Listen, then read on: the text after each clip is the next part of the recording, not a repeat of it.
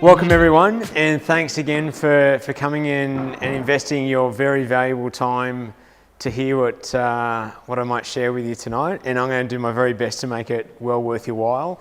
Good to see everyone brought pen and paper to work with, because as you realise, I do get you to do a little bit of thinking, a little bit of work. And the main reason for that is that sometimes you can come along to these things and you listen and go, that sounds all really good. Then you go back to your business and the phone rings, emails come in, and you can forget all about it. So I think there's value, I know there's value in getting you to actually apply some of the things and start thinking about how it can work in your business in the session, so we can make it worth your while. So I talked about our team last time. I won't spend a lot of time on that. There we go. Maybe, there we go. My team is Melina over in Canada, Kieran in New Zealand, and me here in Australia, at least for a few more weeks. We do work with businesses in North America and across Australia, and I've been doing it for about 15 years. You can read more in the book or on the website if you'd like to. But today's session is really about two things. It's about how do we keep customers. And I did have in there keep them for life, but I took the life out because that might be a little bit ambitious. But how do we keep customers for as long as possible? And then how do we get our customers to do our selling for us? And there's a very good reason why I'm doing this session tonight instead of the marketing session tomorrow night. The marketing session, not tomorrow night, next week. That's more about, how do you brand yourself? How do you generate leads and generate inquiries into your business? Because we're way better off to invest time and do this properly with our existing customers and look after them, get referrals from them, rather than go out and spend money on generating new customers. And not to say, both is great, but if I had to pick one, I'd pick this one. And on the same sort of line of thinking, if we go out and we invest time and money to get new customers, but we're not doing a great job at keeping them or leveraging them for other referrals, then we're kind of wasting a part of our marketing time and effort and dollars. So this is really key. And I'm going to share with you a couple of principles, I guess, or frameworks firstly. And we're going to be, this is not a complicated topic that we're going to be talking about tonight, but just having a few different ways to think about it and to come at it in a few different perspectives can be helpful. And so, today I'm going to give you a few different things to think about. And the first one is a concept that I call the cycle of business. Cycle of business. So if we broke your business, in fact, pretty much every business on the planet, up into 4 major parts, and we said we had the owner here, we have the team here, we have the customers here, and we have the business here. When we first start in business, typically what happens is that we start and we are the person looking after the customers. And later on in business growth, that often remains the same. But we're sort of focused. We know that we've got to take a good job of our customers. And if we do that, then the customers will, buy stuff from the business and hopefully come back, and the business will look after us. And that's great. And then we do that really well, and we get really busy and we start hiring people. But often what happens is we become still very focused on the customer. And rightly so, the customer is very important to look after, but we have to make sure that as we grow and we bring on people, and we're going to talk a lot more about this in the 9th session on team, but we're going to make sure that we start to look after the team more than the customers, so the team can then look after the customers. And as I alluded to, we're going to talk a lot more about that in the 9th session when we start looking at team building, but I want to talk about it up front here, because a lot of the things we're going to be talking about, I want you to have this in mind, because we might be talking about things that you can do or things you should do, but a lot of the time you have to do them through other people as well, through your team. So enrolling them in the process becomes extremely, extremely important. And this can be a tricky thing because, when we start a business, we usually start that business about something that we're good at. If you're a hairdresser, you probably open a salon, or if you're a chef, you might open a restaurant. And so we're good at these things and we're good at doing the business that the customers want, but then when it comes to bringing the team on, we don't always have the skill sets to be a leader. And so sometimes that's where we can fall over. And as I talk about a few, or we talk about a few of the things tonight, you might think, oh, that'd be great if only I could get my people to do those things. So I'll share, make sure you come to the night session if that's your situation, where we talk a lot more about the team. Now, a very simple model. Now, for those who were here last week, I handed out a lot of paper. This week there's only going to be one piece. So if you didn't bring a notebook, here's your chance to get a bit of paper to write on. I'm going to take one of those and pass them back. Take one and pass it back. Thanks, George. There should be enough there. If we need more, I've got a few more. What I'm sharing with you is a very simple, another way of looking at a business model. And we've got on there 5 things. If you take your pen, I want you to put a circle around the one that says ideal customer. Put a circle all the way around that, because everything pivots on this person, the ideal customer. So put a big circle around here. Everything pivots. And in a second, I'm going to start filling out a few things here, just to see what we've got for a starting point. But if you look at this model, it says that, okay, we're focused on our ideal customer, and what we do is we get some targeted marketing in place to get more of them, right? That's up above there, up above the ideal customer. And then once we've got our ideal customer, they become a customer, we then want to give them an awesome experience so they come back and they repeat buy for us. And we've got strategies to give them the awesome experience, and we've got strategies to get them to come back. And then we also want to have strategies to get referrals from them for more ideal customers. And then if we think about that, let's assume for a second we already had a customer base and we just stopped doing any marketing at all, any of the targeted marketing, which I wouldn't advise, but if we did, it's potential to think that we could still grow our business just through this strategy of keeping this circle alive. And I think that's I sort of said it at the beginning, but it's a very important circle to have right, because it means that our business is sustaining itself without having to continually reinvest in marketing to get more customers back in. Last week talked about retention rate and how we measure how well we keep customers. So having some metrics around that, if that's possible in your business, and I shared a few ways on that, so you can go back and either watch the video or read about it in the book. But how we measure how well we're keeping customers. So right now, let's just take a moment. I'm going to give you 5 minutes, and I want you to just have a go at filling out some of the areas on this sheet here. So start with your ideal customer, and what you're looking to do there is to write a bit of a description on who this person is. What are some characteristics and traits that define this person? And then, you can leave the targeted marketing if you like, or do that, and then just write down 1 to 3 things that you do to give an awesome experience, to put a big smile on their face. And then what are a few things you do to get them to come back?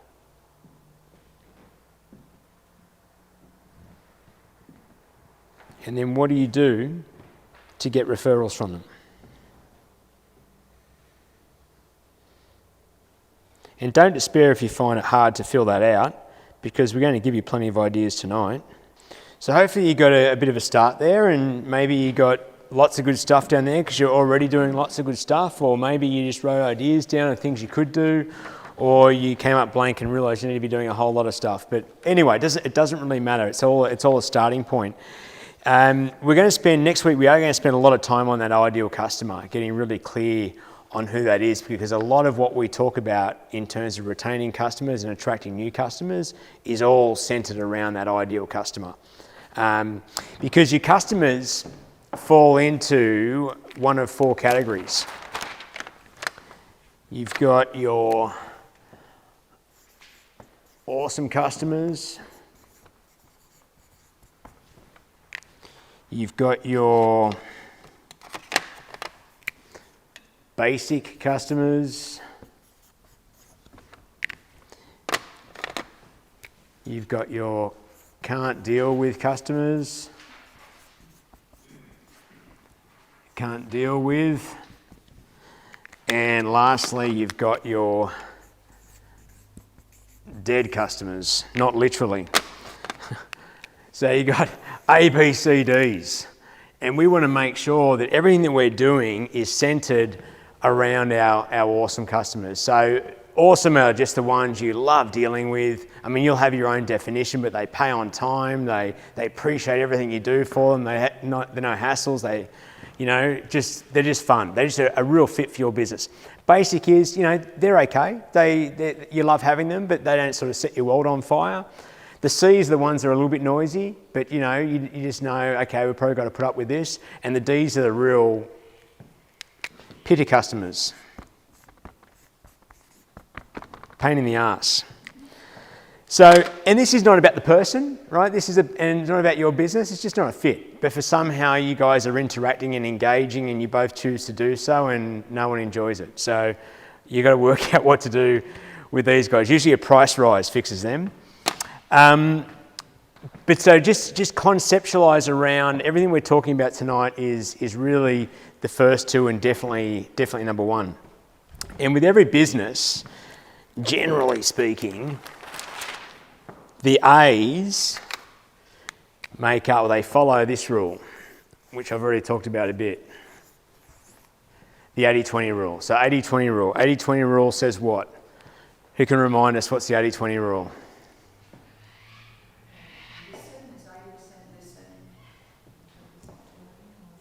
Oh, that's for sales. Yeah, absolutely. Yeah, so that's a good example for sales. Yeah, 20% you do the talking, 80% do the listening. 80% are good, 20% get rid of. Yeah.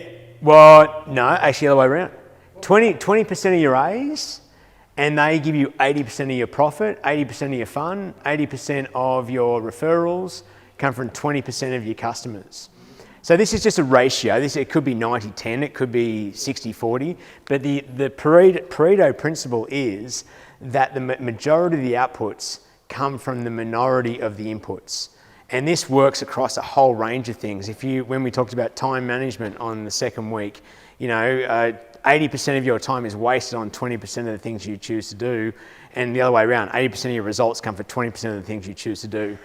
So it's about knowing what's the minority in your business that's giving you the majority, right? And that comes back to this. The minority are going to be your A's, and they're the ones we want to focus everything around, not because we want to piss everyone else off and get rid of them all, but we want to grow our business around these customers. And I'm going to share with you a couple of reasons later on why you can't grow a business for everyone, and you get really tired trying to do that, because you just can't please everyone. It's a futile effort. So when you get really clear and become okay at saying, you know what, we're going to be a really bad business for these people, and we're completely okay with that, because that allows us to be an extraordinary business for these people, and certainly this person up here. And then business becomes a lot easier. It becomes more fun. You have less costs because you don't have to try and fix all the problems in the world. Problems go away. So they're just some principles to think about as we go through this. Now, one last principle is your customers, a few colours there. Your customers have a value. We don't like to put a value on them, but the truth is they do. Right? And that value we call the lifetime value. Lifetime value. And what do you think the lifetime value is of a customer? What's the formula for the lifetime value of a customer? What are the components that might go into that? A dollar value of the life that they're with you, yeah. So that would be, how much they spend in a year, right? So spend per year times by number of average years that they're a customer. But really, you should measure the spend in terms of gross profit, and we covered that on gross profit. We covered that on session 1, the gross profit. So how much gross profit do they bring in per year on average? And on average, how many years are they with you? Because again, you'll find between your A, B, C's and D's that number is different. But this is a really important number to understand, even if you can't nail it down to the dollar or the cent, even conceptually to understand what this number is, enables you to do a couple of things. Well, enables you to do one major thing, is if someone's going to give you, say the lifetime value for this business is going to be, let's say it's going to be $20,000, is the lifetime value of this customer, how much would you pay to get them? Would you pay $1,000 to get that customer? Probably more. Yeah, it depends on your business model a bit, doesn't it? But you probably would. You might spend $2,000 to get that customer. That might be worth $2,000 in your business. Happy to invest $2,000 to get $20,000 back. And so this $2,000 might be spread out over, okay, the initial acquisition. You got your acquisition cost, but then there might also be a retention cost.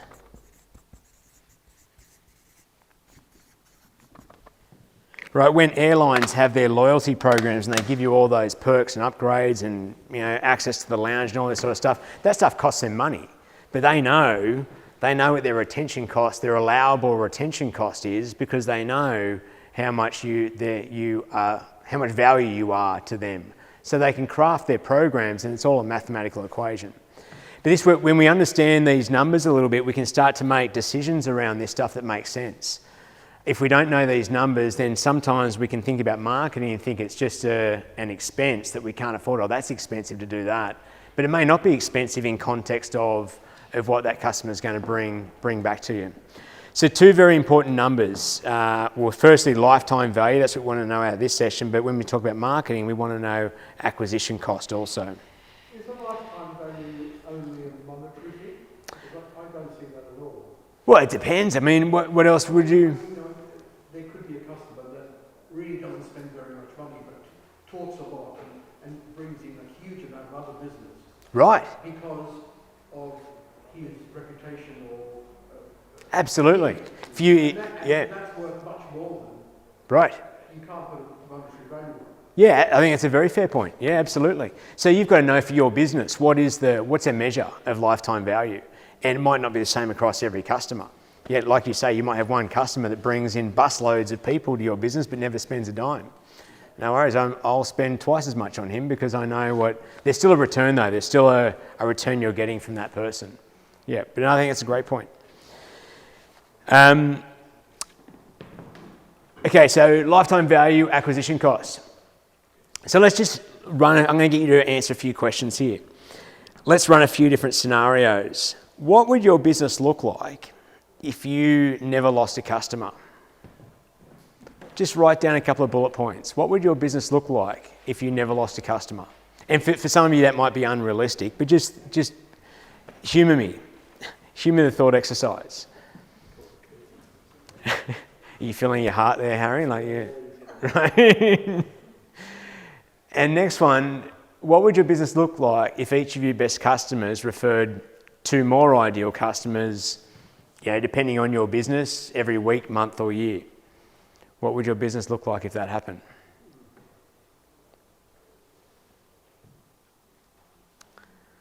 And I'm going to give you a couple of minutes to answer this question.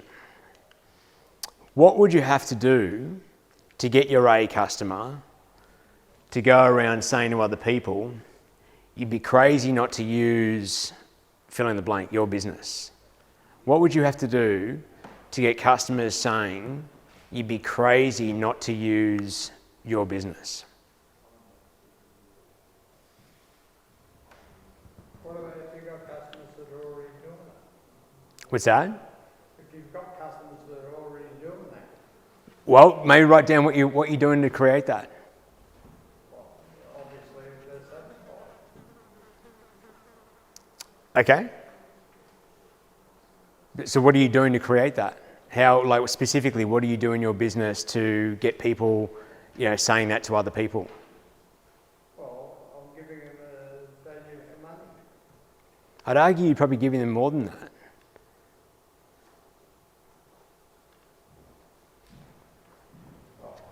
There's most, and I'll skip ahead here, but most experiences with a business. Actually, I'll just go to the slide. No, I won't. I'll draw it. Most experience with a business fall into two categories. You got logic and you've got emotion. To me, and there could be other ways of looking at this, to me the value for money falls into the logic part. That's the left brain. Yeah, this is worth it. But this is the experience. This is like the things that are a little bit more unmeasurable. And I would argue, again, every business is different, that buying decisions and judgment around a business is 80% emotion and 20% logic. Now, if you've got a commodity type business where you're just sort of fulfilling, okay, someone needs, I don't know, give me a commodity business. What's a commodity business? What's that? Coal. Okay, if you've got a coal business, or if you're just selling to the market and the market dictates the price and you've just got to fulfill that, you know, okay, maybe this isn't true. But if most businesses around here, if you're in hospitality, if you're in tourism, if you're in some kind of experience-driven business or product, like artisan product business, I'd say it's going to be somewhere in these ratios. And so if you've got people going around saying this, I would suggest that you're doing something to really hit some buttons here. And if you can understand what that is, then A, you can make sure it's consistent and you can make sure your team's getting it done and you just make sure it keeps happening. I mean, if you've already got people saying this, then you're doing great. That's awesome. I'm in the building business, and so that's why I said that I don't have the product to sell, but the product is satisfaction and the work done correctly. Yep. But what you're probably doing, you may not realise what you're doing. You may be alleviating a lot of fears that people have. Like people engaging a builder, there's a lot of, I mean, you guys don't always have the best reputation. So if you are walking around and you're giving people the opposite experience of what they might be thinking it's going to be like, that's peace of mind. Like it's like, oh, we did this thing and you know what, George, it was amazing. We didn't have a worry in the world. You've got to use George. You might not realise you're doing it, but you might be doing something that is hugely emotionally valuable. Because if you're just putting a house up, I would argue that would just tick the okay, it's okay, but it's not going to get people, you know, really ecstatic unless you're doing it super cheap. Right, that might get people ecstatic. Does that make sense? Or yeah. You might be unconscious to what you're doing. Often some people are in the business because they just think, oh, that's just what you should do. Yeah, and you know, if it's just you in the business, maybe that's okay. You don't need to change any of it. You don't need to refine it or make it better because you're already doing it. But if you start to bring on, I don't know if you've got staff working with you or you're looking to grow, you've got to make sure they're doing the same thing and make sure they're following through on the same practices that you're doing in your business or you're doing yourself.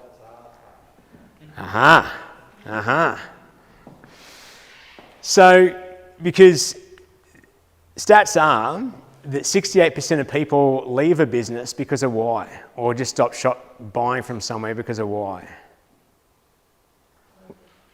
What do you think the number one reason is that people stop dealing with a business? Customer service. And what is that? What's the feeling they get? Not feeling the love. Yeah, just perceived indifference. Like the business just doesn't really care about them, right? Just doesn't really care. And last week when we talked about, strategies to retain people and strategies to get people coming back, the number one thing you guys came up with was show the love, you know, make sure people feel that they care. You don't feel that it's also people searching for something new all the time? Expand on that, Julian? Well, in terms of you're buying something and then you hear of something which is the same and a story which is a little better. And so you're always trying, I suspect, you're always trying to find what that best is. And that comes from newness as much as anything else. From the same but different. Are you talking about the need to innovate within your company? I'm talking about when you're buying a product. Yep. And you're going to buy that product again, and you hear a story about how same but a little bit different. So you go and look, the customers are looking for something, I think, a bit different. Right. They're always trying to innovate within a customer situation. Right, okay. A customer has tried something, but then they might think, oh, maybe I can get something better somewhere, or there's a newer version, or a... It's to do with storytelling. Right, okay. Yeah, I can get that, for sure.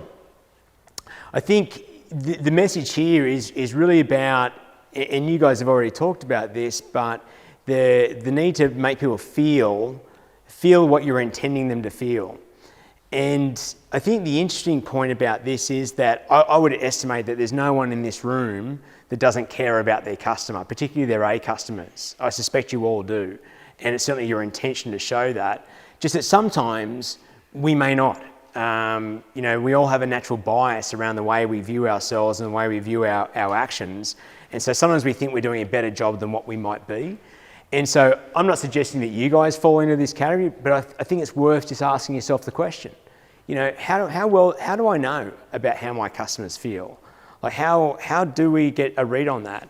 And you may have a really good read on that, but it's just sometimes worth just going back and thinking about. Just interesting, because sometimes we hear all these reasons why we're losing customers. People have died, they've moved away, now they're buying from a friend, sold by a competitor,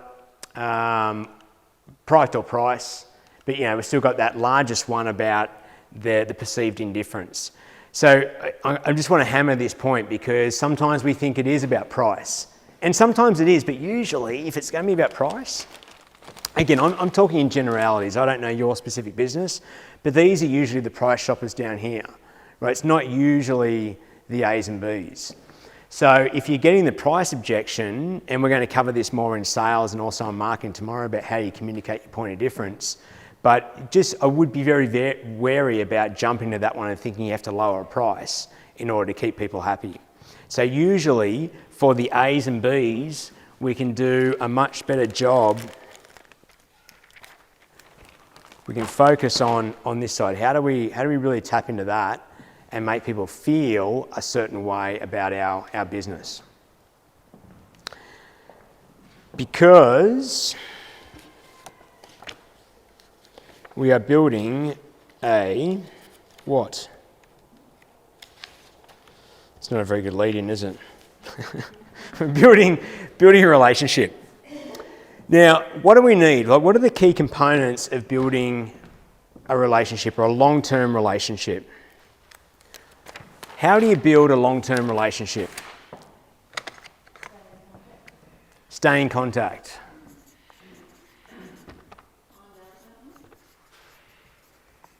Find out about them.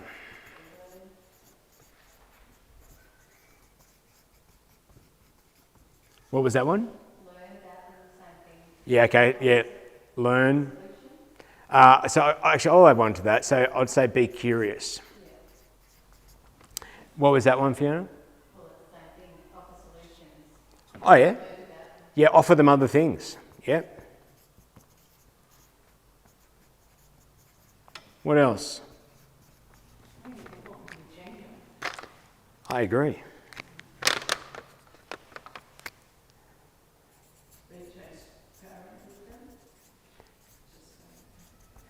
Be transparent. What else? So is my spelling wrong? Oh, okay. So be genuine, be transparent. What else? Be consistent.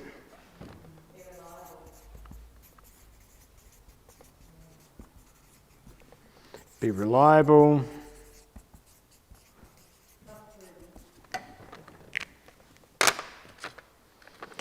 Be trustworthy. How do you be trustworthy? Be transparent. Yep. I would argue that there is build trust. Yeah, that's cool. Be responsive.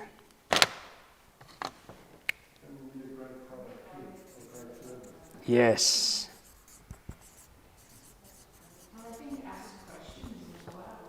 I love that.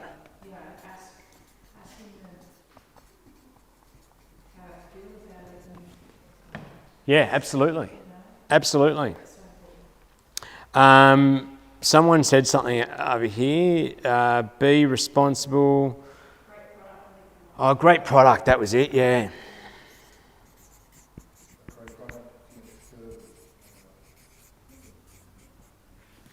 Yeah, I often say retention comes down to two things: results and relationship. And results is the great product. I mean, results is a bit of a weird word, but you know, if you haven't got a great product, you might be able to retain someone because you've got a great relationship, but sooner or later that's going to wear out. If you can do both, great product and service and great relationship, yeah, it's gold. Absolutely gold. Be truthful, yeah. I think we had, oh yeah, okay, that could be different. Yeah.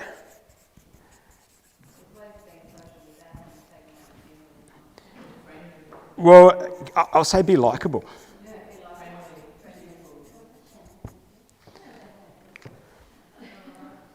There's a book called The Likability Factor. It's a good book. Yeah, be likeable, be trustworthy, be curious, show interest in them. Be proactive.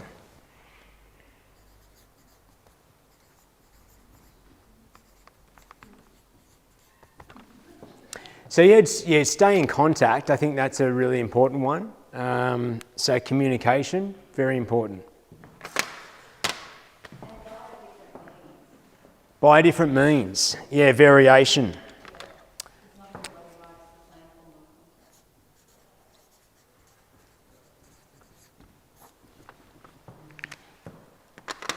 Do you ask that when you start with a customer, how they want to be communicated to?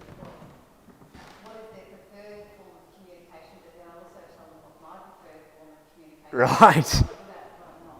Yeah, no, there's value in that. Absolutely. Yeah, we've got to make sure we communicate. Got to stay in touch. So I'll skip through this one. We've already talked about it a little bit. The two parts of a relationship are the logic and the emotion. The logic is kind of like, are you getting what you need? Are you satisfying the needs? But then there's the emotion, which is the how do you build loyalty? How do you get someone really engaged and loving you and your business? So there's a great book here by a guy called Jeffrey Gitomer. Jeffrey Gitomer is primarily a sales guy. He's out of the US. I know his style is not for everyone. It's a bit obnoxious. But this one here, customer satisfaction is worthless. Customer loyalty is priceless.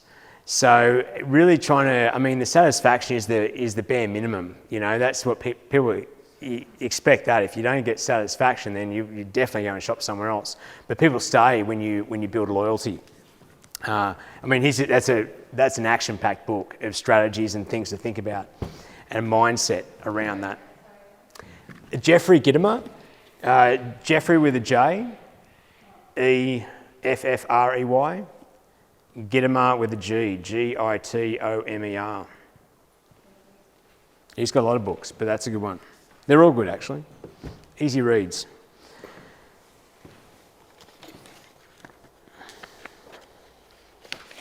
Okay, 3 components of winning customer service.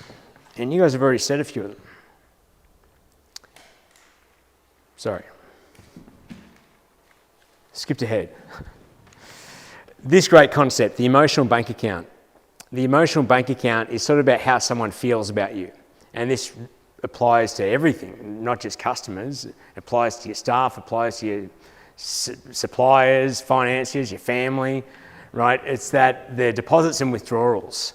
And somewhere, if you think about anyone in your life, there's a balance there on the emotional bank account. And you know if the balance is running low or if the balance is really healthy, and you know they could do a lot of things to upset you and you'd still be completely okay.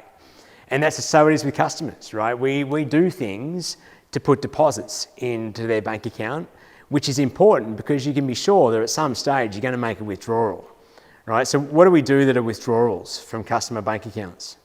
Oh, sorry, not bank accounts, but emotional bank accounts. What do we do that are withdrawals from emotional bank accounts?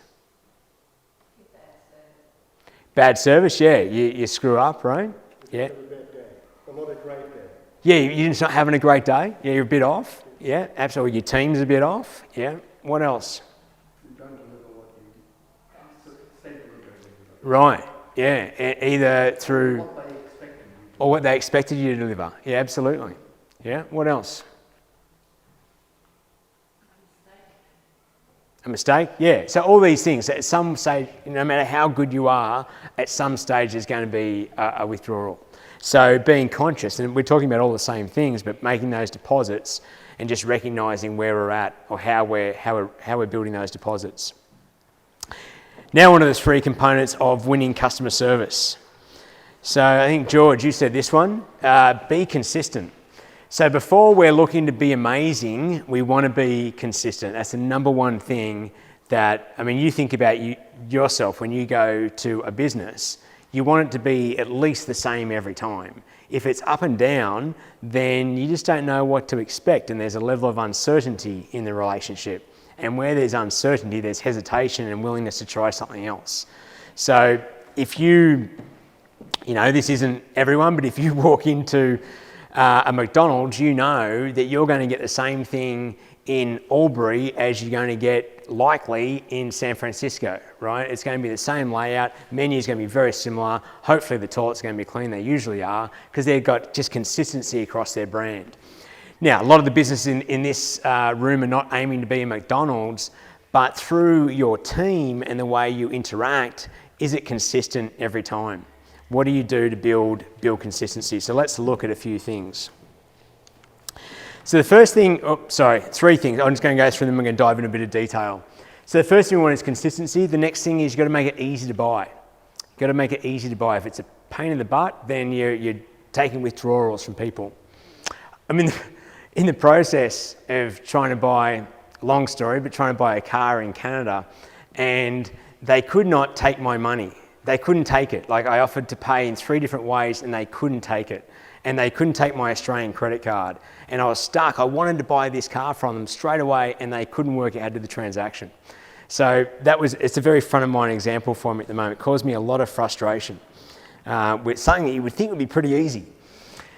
And then the last one is the wow factor. We often hear about the wow factor and how do we really set people's world on fire. And I'm going to tell you that is important for sure. We want to get there, but it's less important than the first. If you can't get the first two right, then you want to make sure, hold off on the wow factor because you'll be inconsistent with the wow factor, which sort of is more withdrawals than deposits. Okay, looking at consistency. Let's dive into that one a little bit. So what gives a feeling of consistency? I'm going to give you 3 parts of the buying cycle. So you've got the point where they're a prospect, right, where they're not yet a customer. Then we've got the part where the sale happens and they become a customer. And then you've got the part after the sale where they are still in theory a customer, but what happens then? What is the experience for them at that point? So take a moment and just on a bit of paper there, just write down some of the things that are going to be important in the prospect stage, like before they've bought. What are going to be some things that are going to be important in the sale, like when they're going through their transaction or having their experience or getting their service from you? And then what are going to be some things that are important after the sale? So we're thinking about consistency here. We're not thinking about the wow factor. We're just thinking about consistency. Okay, who's got something down for the prospect stage? What's important to think about for consistency at the prospect stage before they're bought from you? Have a good Website experience, absolutely.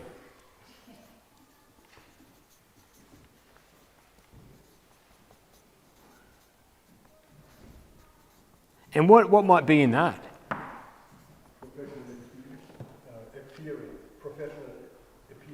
Professional appearance, yep. Information, and information that's easy to find, right? You've got to know what they're thinking about and don't hide it 5 pages down. Like, have it right there easy. Yeah, what else? Quality of work. Quality of work? Yep, absolutely. What else? Price. Prices, yeah, maybe prices need to be on there. Again, that's sort of the information, isn't it? Make sure that's easily accessible. Yep. What else? Yeah, information about your business. Yeah. What are they going to do when they get to the website or when they get to your business? What the website should tell them what the experience when they get to the destination. Yeah, absolutely. and maybe where you are if that's relevant, or how to take action on the next step. Make sure that's easy to do as well, right? Sometimes we give them all the information but don't say, do something. So website experience, also making sure, that's consistent from wherever they found you. Like if they found you on a directory, or that should look kind of the same as when they get to your website, and the website should reflect what it's like when you're in your business as well. What else? So website experience, that's a good one. What else? Branding. Yep. So branding and design should be consistent. What else? Your reputation, your reviews should sort of be consistent across the board. Okay, consistent reviews. Probably don't need to write consistent there, but okay, reviews. And this also may include the stage where they're inquiring, like there might be some communication at this point. They haven't bought yet, but they've got questions. So let's say they give you a call. What should that experience be like? Have a consistent follow-up to that call. Right, consistent follow-up.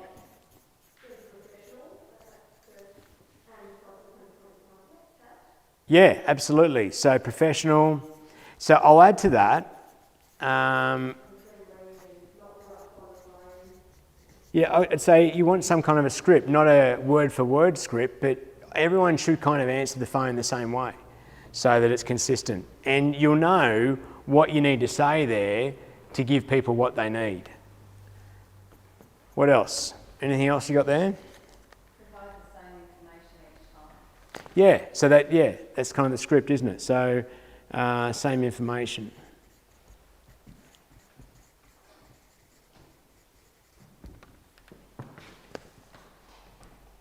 What else have you got? Like the first impressions when they walk into your business. Yeah, absolutely. So the yeah. Greeting and atmosphere. I like that.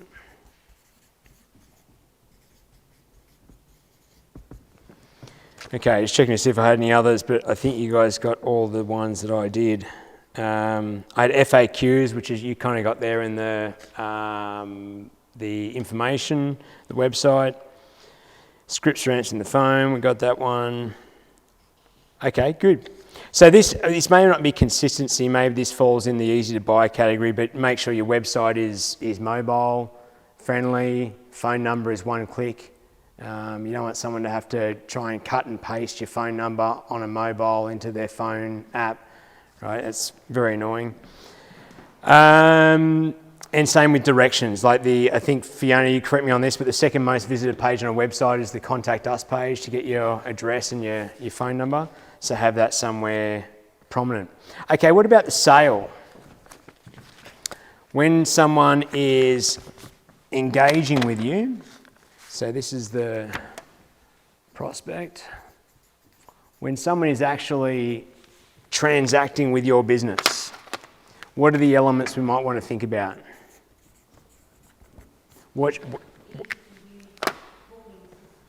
Easy to use booking system.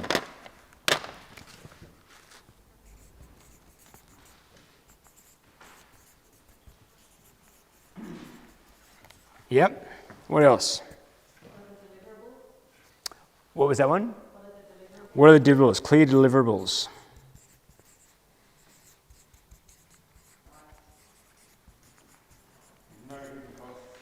No hidden costs.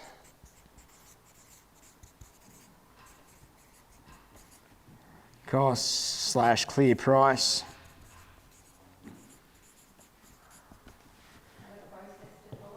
Yeah, absolutely.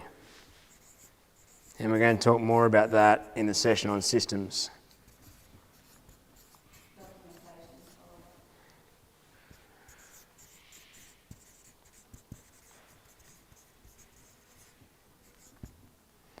Follow up.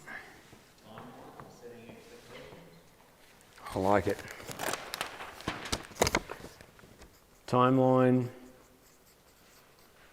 Expectations. That's a key, or can be a key one, depending on the business. Expectations. one of our clients, a window manufacturing business, and they kept falling into the trap of wanting to please people and giving reasonably short timelines, and then causing chaos and invariably having to call people back and saying, it's going to be a couple more weeks or whatever. So they just started saying, okay, it's going to be, they gave themselves an extra 3 weeks up front than what they thought it was going to be. So the customers knew the expectation to start with, and they just had calm in their business. Nothing really changed from the customer's point of view because the expectation was set. What else in the sale? What else is important? Yeah, returning calls.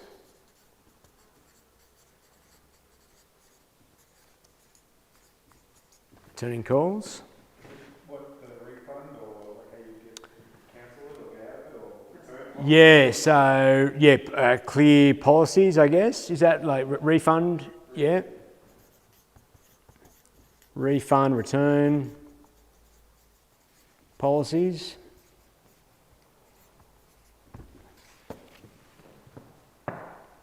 And for that matter, any other kind of like clear payment terms probably falls under expectations. Pet policies.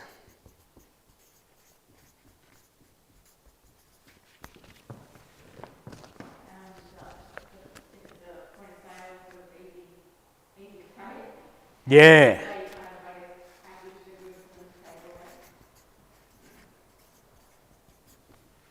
Easy to pay. Consistency. What about uniforms?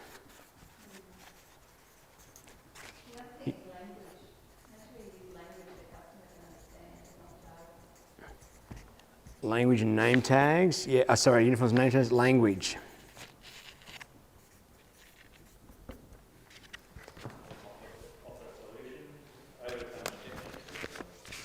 Yeah, know the objections / FAQs. So with some of these things, they're like policy things and process things. Some are like, you think about something like language, right? If you got one, if it's just you in the business, no problem. But if you've got a team, you've got to get alignment around what words we can and can't say in terms of jargon or whatever it is, whatever's applicable to your business. So some things are going to be cultural things, some things are going to be policy things, some things are going to be process things that you've got to have in place. Well, you guys got a lot of stuff there. Then what about after the sale? Post-sale.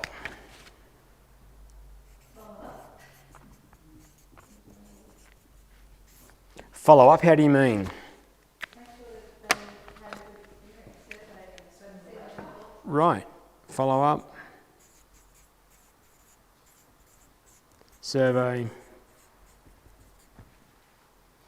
Check in.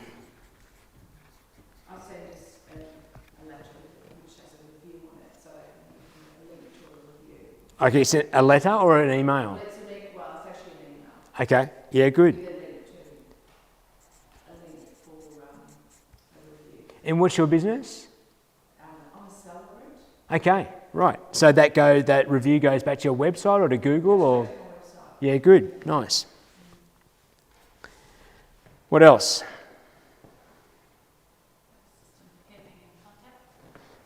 What might that be?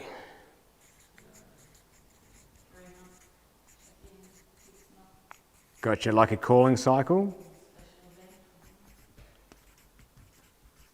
Yeah, I think it's worth mentioning some of those things. So I call it a call cycle. You said event invites. What else? What was that one? Review. What do you mean, a review for your business? No, sorry, a review of their services. Oh, right, yep. So I call it a needs review.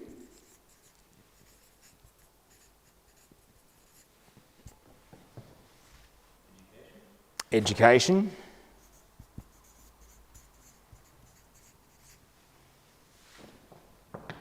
What else? Health check.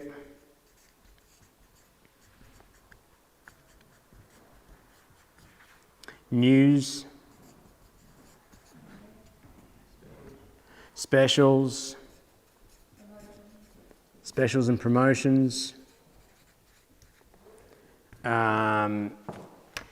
innovations / updates.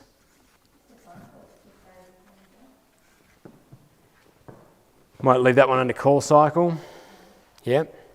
But so there's lots of, I mean, these are all different for different businesses, but there's lots of reasons.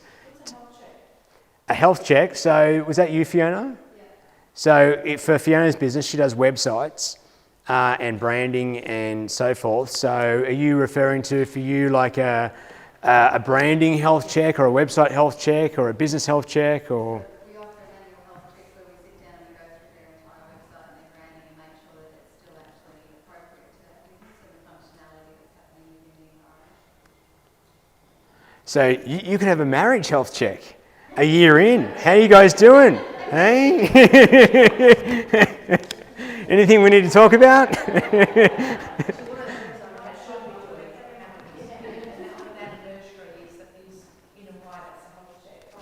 Absolutely. Yeah. Yeah. But when we had somewhere before, we were talking, I forget what it was, we talked about being curious and finding out what people need, finding out about them. So a great way sometimes, and Michael, you mentioned education, when we sort of understand about what people need that might be a little outside of what we do, we can also supplement reasons to get in touch by solving other problems or giving them information to other things, which may not necessarily come back to us in terms of they're going to buy something more from us, but it provides value to them and helps them think more positively about us. It's a deposit in the emotional bank account.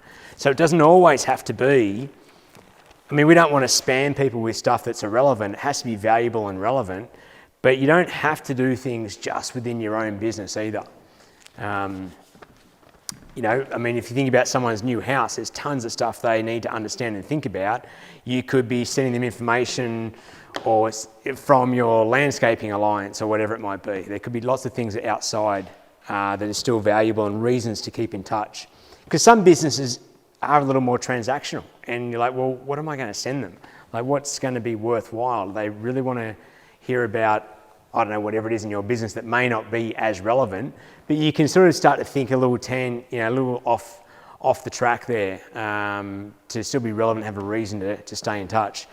But you guys came up with a lot more than I had down, so that's awesome. I mean, there's lots of things there. I mean, these sort of dovetail into, I guess, some ways to craft the customer experience, which is really what this is about. There's a pathway that people go through when they transact and interact with your businesses. And it's sort of thinking about putting yourself in the customer's shoes and walking through that pathway as them and thinking about what do they need, what are they concerned about, what questions they're going to have, and how do we craft this experience so that's as seamless for them as possible. And how do we do it in a way that's going to speak to our ideal customer, because it won't work for everyone, but how do we do it where also we can make it smooth for us? So it's just part of our process, is how we do things. And so then you start to create a business that is in alignment with your ideal customer. Great job. Okay. So in all that, you're going to have some specific moments that we refer to as moments of truth. Like there's might be lots of moments where you interact with your customer. There's a couple where you really need to deliver. Like you really need to make sure that they feel okay. It might be at the moment where they're about to say yes, or it might be the first time they call up and engage with your business, or it might be a year later. We're not, every business is a little bit different, but there'll be a couple of key points where you've got an opportunity to really sort of make your mark and let people know how consistent you can be or how good your service can be. And these will be the points to start. Like it can be a lot to think about the whole customer journey and how do I, get this all nice and smooth and exactly as they want. But if we can just start by thinking about what are the moments of truth, the ones that are going to sort of, again, the 80-20. What are the 20% of the interactions that I need to deliver on to give 80% of the impact on how they're going to feel about our business? So, and sometimes that can be when you make a mistake. That is often a moment of truth. Like, I think making mistakes in business is some of the biggest opportunities, because that's when the spotlight is on you. Like, that's when you're really being watched and people want to know how you're going to respond. Anyone got any examples of how they responded when something went wrong? Yeah. With COVID, it was all came down to what's your cancellation policy. So Right. what do I get back? So Mm. here we are sinking ship, thinking, Christ, all our money is just disappearing. But it was about how do we handle it and how do we retain these people to come back and see us next time around. Right. That's what it was.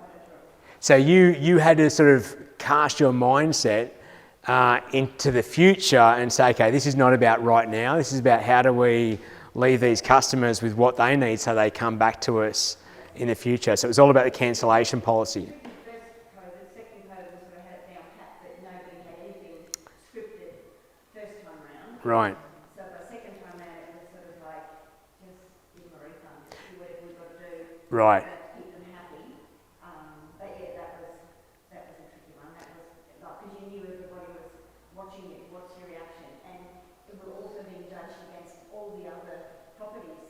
So what we thought was a fair thing was not consistent with what other properties were doing. Some were giving full refunds, some were not giving anything back, some were, it was just, fair to them, but that was certainly a moment of truth. So what did you decide to give the full refunds? Was that your, yeah, right. Well, we gave them three choices: full refund, Yep. if they want, put their money in their guest account, we come back for a future stay, or roll the whole thing over with the money to say Easter next year. Right. Yep. We gave them three clear options, Yep. and it was a win-win for them, win-win for us if they didn't get the refund, and if the problem was half of them refunded, then 2 weeks later they rang back and did the whole process again. And how did you feel when you made that decision to allow full refunds, knowing the impact it was going to have on you in the short term? Like, how did that feel? Well, then it came back to, it's not about us, because we'll survive. It's Right. about keep that customer relationship Yeah. going. Because if we don't keep the relationship going, there's no customers, and there's currently no money, so there'll be no business. So Yep. it's about relationships is what it really came down to. Yeah, you're sort of thinking lifetime value versus transaction value today. Yeah, that's it. You sort of know it's a moment of truth when you're like, like, how are we going to deal with this?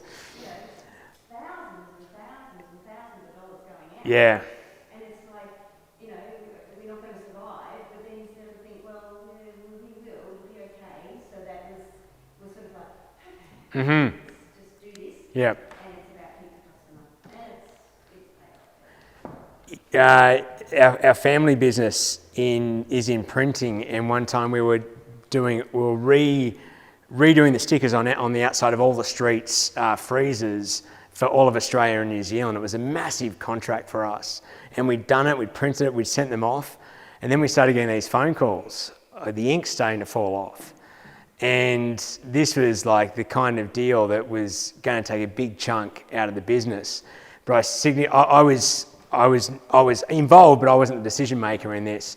This is my father and my uncle's business at the time, but I remember them saying to me, they said, listen, we'll do whatever it takes to make this right, because we know that that's going to pay dividends for us down the track. And yeah, we took a hit on that contract, but the goodwill that we bought with the people who were the buyers in that situation not only paid dividends for the rest of that contract, but when those people moved to other companies, they came and called us because they knew that when things go wrong, you're going to stand up for what's right to do. And that can be really hard to do when you're going to take a significant hit financially, when money is a key part of being in business. And everything I'm telling you here is about making more money, but sometimes we've got to put away that short-term thinking and really take a long-term view. So great story. Thanks for sharing that. So consistency. Couple of other areas we might need, and Michael, you touched on this one, expectations. Getting the expectations clear up front is absolutely gold. It saves so many hassles down the track. If you think about what are the problems that go wrong in customer relationships throughout their term, you'll be able to boil up a couple of things. You'll be able to say, well, it's usually this, or this. These are the things that cause problems in our customer journey at some stage. So if you work out, okay, how do we need to set the groundwork for that up front, then it becomes really easy. Fiona, you alluded to, okay, I asked the customer which method they prefer, but I also tell them what we prefer. And so it's an example of expectations. Listen, we're going to communicate to you by email. Is that okay?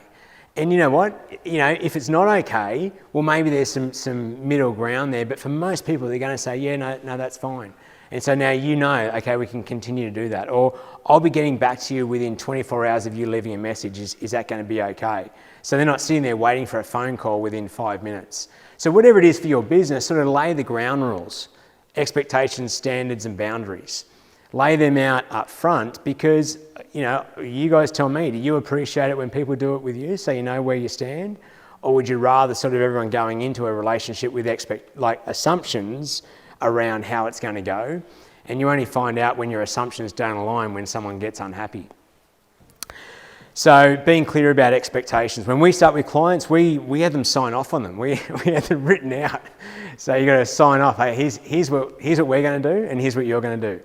And if we all play by these rules, we're going to get along real fine. But people love it. Again, it depends on your business, how you need to do that. Boundaries is an interesting one. Yeah. I think some business owners aren't good at setting their own boundaries. They'll answer phones after 9 o'clock and things like that. Yeah, And therefore you set the expectation of the client that you're going to answer the phone after 9 o'clock. that's right. I think lots of business owners questioning, well, maybe complaining about people doing that. It's like you're doing that to yourself because you don't set the phone. That's right. You don't create the boundaries. So, it sort of comes back to designing what is your ideal business and who's your ideal customer, and how do we set up the rules of the game so that we each win and get what we need without any kind of win-lose relationship going on. So when you set the expectations, and you kind of alluded to this, Fiona, it's very important that you stick to your standards, because clients sometimes forget what you've told them or what they've signed, and they just sort of either through happenstance or through intention, they push the boundaries, kind of like kids, clients can be, push the boundaries. So you've got to remind them where the boundaries are in a nice, gentle way. But if you don't stand up for your standards, then your standards don't mean for much. So, this is, an interesting one, because we might think, okay, we're here to do whatever it takes to keep a customer happy, but not always, right? It's win-win. It's win-win. All right, let's moving on to easy to buy. And we might have covered a bit of this already, but I shared my example of trying to buy a car. That was horrendous. How do you make it easy to buy? How do you make it easy to buy?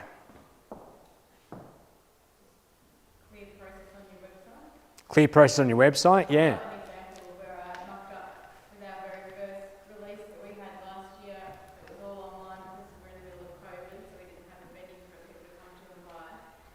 And so we launched our whiskey release online, and I hadn't ticked on the Squarespace template for the shopping cart to appear when someone selects Right. something. So then, we just got all these emails and phone calls and messages from people saying, I'm trying to buy it, but I can't, there's no shopping cart to click on, and Right. you have to turn your phone landscape for it to appear, and it was just a disaster. So I managed to quickly tick it on that night and saved it, but something simple like that. Yeah, absolutely. Stressful, and then the second time around it was seamless because we let that Yeah. little tick box was important. Yeah, nice. I'm sure we've all had difficult buying experiences on site, online. These days with the technology that's out there, it's not hard to make it a good experience to be able to buy online. So that's a good one. What else? How else do you make it easy to buy? The product's got to be available. Product's got to be available. Yeah. The product. Yeah. Services. Yeah, having in stock what it is that you say you've got. Yep. As much as you can. Sometimes that may not be possible, but yeah, absolutely. Taking all forms of payment, right? So, I know things like Afterpay are not necessarily favourable to the vendor, but if you've got something that's a high ticket item, then something like that can be a good service for people. Taking credit cards, just any type of payment is good. What else? Different ways to buy from you, so ways that actually suit the customer, not necessarily what you think that how they should buy. Yeah, absolutely. Delivery and things like that, as well as being able to come in. Awesome. If you've got agreements or contracts, make them easy. A client I started working with a number of years ago, she had like a 5-page agreement that clients had to go through. We made it a 1-page agreement, and it made the transaction a lot smoother and simpler. I think it was last week, I gave the example of Amazon, which I know is a massive company, and we're not massive companies, but Amazon didn't start as a massive company. It started as a very small company. And if anyone's listened to Jeff Bezos talk, he just drills in time and time again to be a customer-centered business. Always think about the customer. If you have transacted on Amazon, it's one click. Like, you just got to press one button and the thing, all of a sudden it's in the mail and off to you. You may not be looking for that kind of process in your business, but how can you just simplify and take steps out of the process? Don't make people take several steps to be able to buy something. And right. Yeah, different levels. Yeah, make that clear so they can understand how to do it. Yeah, awesome. Anything else anyone wants to add? Easy to buy? Pretty straightforward.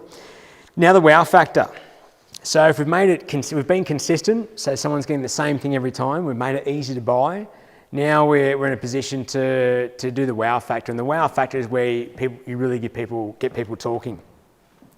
And a great book that I'd recommend as a starting point for this is this one by Dr. Paddy Lunn. Dr. Paddy is a dentist, and he had a business where he was stressed, not making much money, and he was dealing with a lot of C and D type customers. And one day he started recording with his team. He said, okay, every day I want everyone to write up on the board on a scale of 1 to 10 how you feel about your job. And it was just a lot of below 5s were going on, including himself. No one was having any fun. So they completely took their business to the whiteboard and said, okay, how do we recreate this? And that's what the book's all about, is how he created a happiness-centered business where everyone was happy, where he was happy, his staff was happy, and where the customers were happy. And one of the things that he talks about in that book, because he went from being probably, I guess an average kind of dentist to being a super high-end dentist, to the point where people come in and they knew your coffee and tea preference, they knew, the sort of dental bun that you wanted to have, and you got your own private waiting room. It was a really curated experience. But Paddy talks about C&Es, or critical non-essentials. So what are the things that you don't have to do, but if you do, just make people go, oh wow, that's cool. That's cool. I wasn't expecting that. And I'll give you another thing to think about before I give you a couple of questions. I alluded to this before, but this is another book by Francis Frey called Uncommon Service, and it's about intentional neglect. Like, how can you choose to be intentionally really bad at some things to allow you the resources, time and focus and money potentially to be really good at some things? And we'll talk more about this next week as well. But there are some things that your customers really, really value more than anything else. And there are some other things which they like, but they would forgo if you could do the other things just unbelievably well. And so when we're small businesses, we don't have a lot of resources to be able to do everything well. And I said earlier that we shouldn't necessarily do everything well to try and please everyone. But if we can sort of say, okay, let's just intentionally be maybe not the cheapest or not the fastest, but we customize every experience so everyone feels like they are just the only person on the planet. That was Paddy Lunn's approach. It wasn't the cheapest. You couldn't always get in when you wanted to. Maybe for emergencies you could. It was invite only. Like, you couldn't just call him up and book in as a customer. You get invited by another customer. So he became really bad at some things. He didn't even have a sign out the door. You need to get the directions on how to get in. He took all his listings out of Yellow Pages. So he became inaccessible, and he became expensive, but his experience was world class, like out of this world. So he put all of his effort into doing that. And that may be not your approach. Maybe your approach is we will be extremely accessible. You can get us any time of day and we'll get it to you instantly, but we'll also be quite expensive. And maybe you won't always talk to someone on the phone. Whatever it is, you've got to work out what your ideal customer really values and then work out what you need to do to make that happen. But I'm going to let you take a moment. Let's just go back to the wow factor. And let me just write down a few ideas, either things that you do right now, I'll give you a couple of minutes, or things you possibly could do, and we'll get them up here on the whiteboard. Let's see if we've got some ways to create the wow. Who's got some ideas that we can use for fuel for our wow factor? Make something available that they thought was not available. All right. Okay, I'll just write that down. Make unavailable available.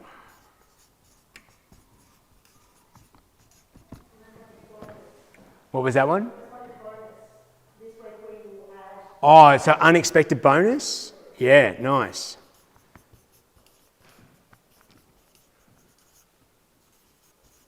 Wasn't expecting eggplants, but I got them. What else?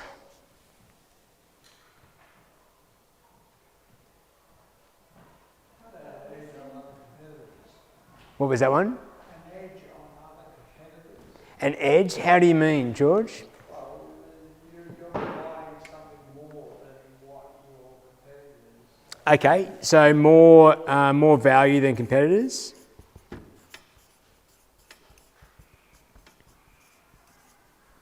Awesome.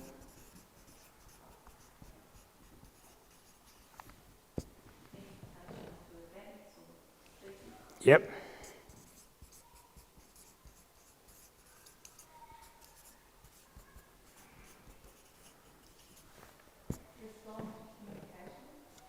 Respond to communication. It's a wow factor. Okay, I'll throw it there. Respond timely. Okay. I'll put maybe respond beyond timely.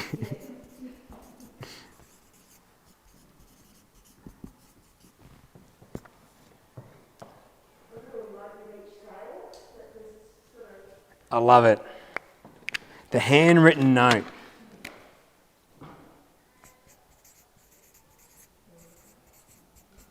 One stage I used to give my clients a chocolate bar. It's gorgeous. It had 80% hers and 20% his.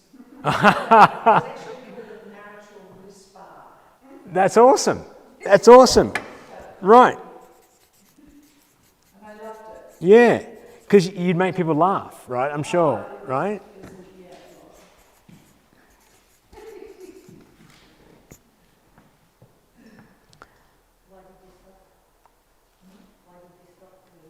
Oh, I just been doing it a long time. Yeah, just you got to try different things. You know, I do cards. I do other things.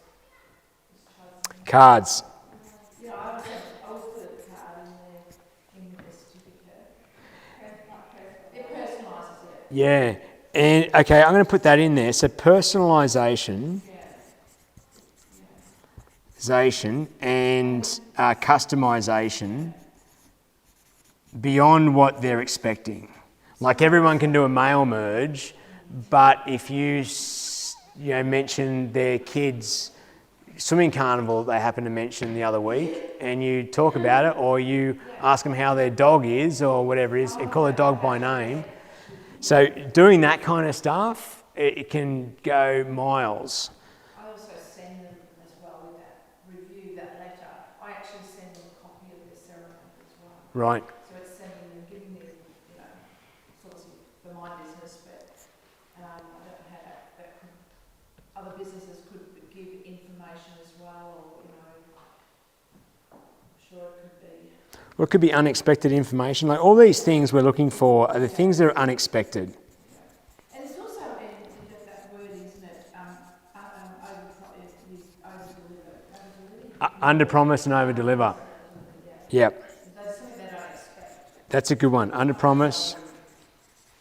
I'll give you a call by tomorrow, and you call that day, or I'll be back to you. Yeah, under promise and over deliver.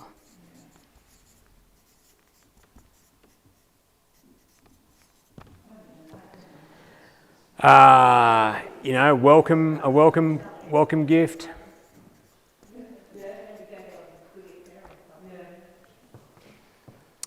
Haven't done this one for a while, but when new clients, it's when I used to work in person with people, I'd always take a really nice pen with me to a sales meeting.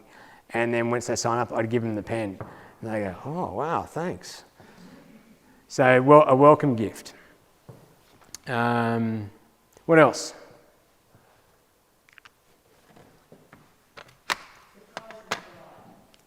What's that? Well, I always say surprise and delight. Surprise and delight. An example being, we had a big four chasing us, but they wanted us to be a big four. And I didn't want to be a big four, because then there's an expectation of bitumen roads and gutters and curbing and bouncy castles and all of the things, which we don't have. So I would rather stay an independent car, so when they come in, we surprise and delight them, because it's beautiful. Right. There's not an expectation that we will have this, and this. Surprise and delight, and maybe stay unique.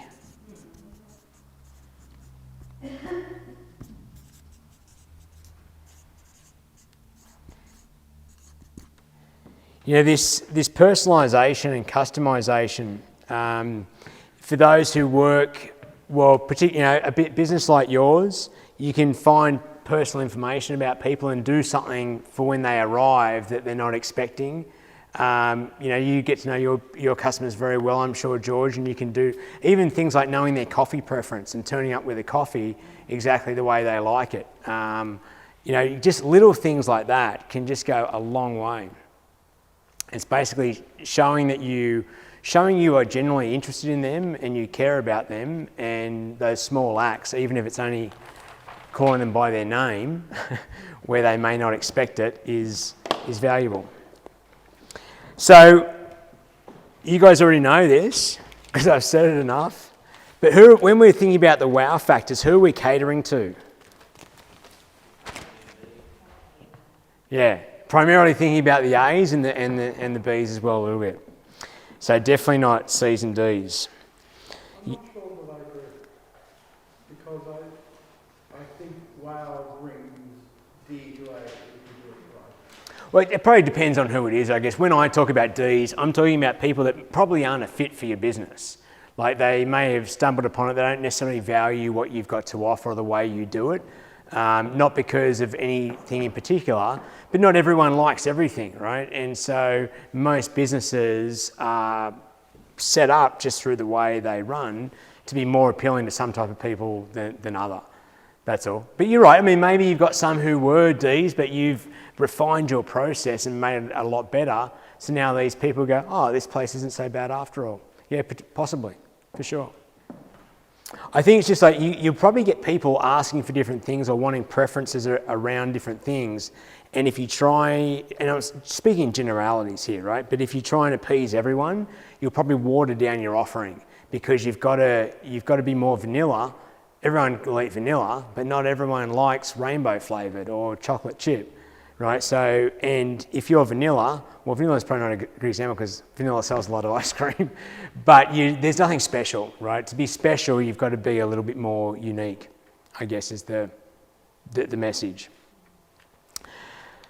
Skipping back, so the last concept here, and again, this is the framework, help you think about your customers in different ways. We're going to go through the ladder of loyalty. Starts off down the bottom where people are a suspect, and a suspect is just someone who possibly might be able to buy from you, but you really know nothing about them. It's like if you were to do some really open marketing on, say, Facebook, and you've narrowed in on a demographic, but you don't really know who's seeing it. You just think they possibly could be a customer at one stage. Then from there they move up to be a prospect.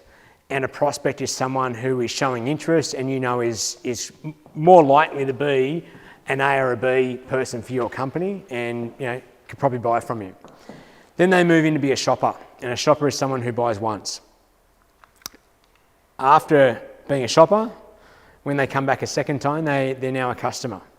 So this is a really important, again, depending on the business, but this is usually a really important conversion rate to measure. You know, what percentage of people buy once and what percentage buy more than once. A client of mine in Canada, I think I talked about in another session, they were a meal preparation business. And they were just obviously trying to grow the company. And after looking at different aspects of the company, this is one of the metrics we really narrowed in on, because we recognize if we get someone to come back twice, they'll more likely come back 5 or 6 times versus, not more than once. Well, it just stays as once. So once people came more than once, it usually flowed on. So understanding that metric is a good one. Then we move up from being a customer to a member. Now, a member is someone that repeatedly transacts, and you might want to think about how do you bring them into the club?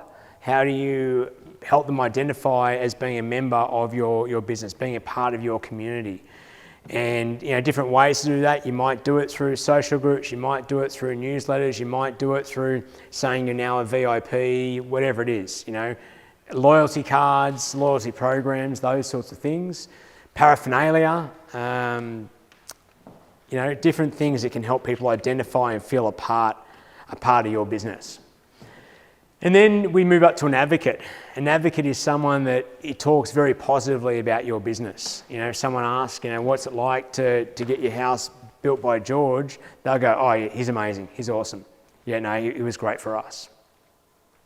But then we go one step further and we go to a raving fan. And what is a raving fan? What do you think? What's the last step? Something tells people about you without being asked. Yeah, it's back to that question I had at the very start, where how do you get people to go around telling other people? You'd be absolutely crazy not to work or buy from this business. That's the raving fan. And you think a raving fan is always positive? Well, unless they're raving about the bad things about your business or they're a questionably ethical or moral person, then generally speaking, I'd say yeah. Have you had the opposite experience? Oh, absolutely. Oh, really? Okay, so you want to be careful how you nurture your raving fans. Okay, were they saying negative things about you? I No. just think it can be dangerous, because people in the end don't trust when it becomes almost unbelievable. Even though Oh, you're talking about the eccentric, over the top. Yeah, okay, sure. Well, maybe there's a scale there that we're talking about. Gotcha. Okay. Right. Well, I guess what I'm getting at with raving fan is the people that will outwardly speak or proactively speak about your business versus wait till someone else asks them about it. So the advocate will give you a great testimonial if someone asks. The raving fan will sort of spot. And the next slide talks about the who and the how. So not everyone who is super happy about your business is going to go out and talk to other people. Sometimes, people aren't that connected or just don't do that kind of thing, so they're not going to. There might be some personality styles that are more likely to sort of take more interest in what other people are doing or what their needs might be and say, have you ever thought about going and seeing Julian? He's got the most amazing wine. I know it's sort of wine you love. I think you'd love it. Right? That would be more of a raving fan, maybe not the running around the street naked saying, go and check out Julian's wine. I'm not sure. But coming now to the proactive referrals. So I'm sure all of you get referrals, reactive referrals. Is that a fair assumption? Because you all do a great job working with your customers. So last week when I talked about lead generation, we talked about getting proactive referrals. So proactive referrals is leveraging your raving fans and your advocates to give them a mechanism to help people come into your business. And how you do that is going to vary depending on your business. But you've all probably got this, the 80-20 in your business of people that just love what you do and would love to want you to be successful and want to introduce other people to your business. So how do you give them the mechanism to do that? And some just do it naturally, but some you could make it easier. So the first rule on getting referrals is to earn them and to be obviously referable. And we talked a lot about that already. We talked about that. You probably said that around consistency. right? So I think all of these things go into the classification of being referable. But then you've got for some businesses, the bribe, like actually offering something. Okay, if you refer someone, we'll give you this. Some businesses that absolutely doesn't work, right? It cheapens the relationship. So you've got to know what's going to work for your business. Doing things like competitions. So if you run a competition, ask your customers to promote or ask them to enter and promote it for you. That can be a way of generating new contacts and inquiries. Events. So think about what's valuable for your prospects and your customers, and how can you run an event that you ask your customers to come to, but also invite other people to. And then asking. So with these two, it doesn't necessarily, or particularly this one here, I've got up here, the gift could be, if you've got a bribe or a gift, bribe's probably too strong a word, but if you can align with other businesses that are complementary to what you do. You don't have to be giving away something yourself. It might be like, come and stay at our place and you'll get a bottle of wine when you go and have dinner at this place. Or it could be, and someone else is giving the bottle of wine, or the restaurant's doing that because the restaurant wants the referral as well because they're getting a customer. So you work out who to partner up with to create appealing offers that your customers will respond to and are valuable for them. Any other examples of referral strategies? We send an automated email 3 days after departure. Yep. And it just says, we hope you've got home safely, hope you had a good stay. You know, if there was anything what feedback you would like to give us, let us know. What do we say something about? If there was any issues, let us know direct.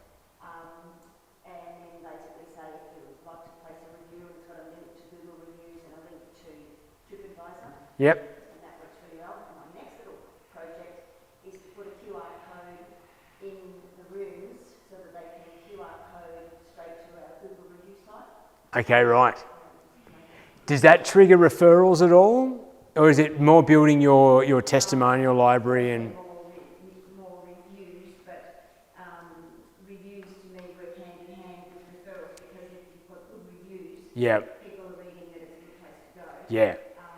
And then in turn it sort of... Yeah, absolutely. Yeah. Yeah, cool. Nice. And then, the last one I've got in here is simply to ask. Again, you've got to know the how and why to do that, but there's often times in your business when people are super happy that if you find the right thing to ask, it's not always about who do you know, because that can be a hard question. People don't always like being asked that question, but it might be if you had it comes back to some of these offers, or who do you know that might like to receive this, or who do you know that might like to get this information, or who do you know might like to come to this event, those sort of things, to be more direct about it. Again, you've got to think about your business and what's your customer relationship like, what mechanisms are going to work well, and what are people going to respond to. And probably not all your customers are going to refer, but just having that mechanism in place, then the ones that do, it gives them a channel or something easy to act on, rather than just waiting for waiting for the reactive referral. Okay, so let's look at some actions. What can we do out of today if there was some things that might be helpful? So identify your top 20%. Who are your top 20% of your customers, and where do they fall on your ladder of loyalty? That can be a helpful exercise, because then you can think about, okay, what might we have to do that would move them up a couple of rungs? Again, the ladder of loyalty is just a framework. It's a way to think about working out where people are on that loyalty scale. What are your moments of truth? Identify what they are and get a little clearer around what your processes or what the experience needs to be for your customers. How do you capitalise on that? Build your members kit. So on the ladder of loyalty, we had that member level. How does someone identify as being a member of your business? What could that look like? How can you help them identify as a member? And then test some proactive referral mechanisms. Again, test, right? Every strategy I talk about, the number one thing you want to do with any of it is don't take it verbatim and just go and plug it in and do it wildly. Like, test everything. Work out a way to test it that's sort of going to lower the risk, And, because if you want to test, for instance, a bribe, and you went out wide with your, or a reward or a bonus, you went out wide with your audience and it went badly, you're going to take a hit to your reputation, the emotional bank account. So find a way to test it small and see how people respond. If it goes well, expand it and do it a little bigger. And that's it. 4 actions for building your customers for retention and raving fans, and hopefully get them doing some selling for you.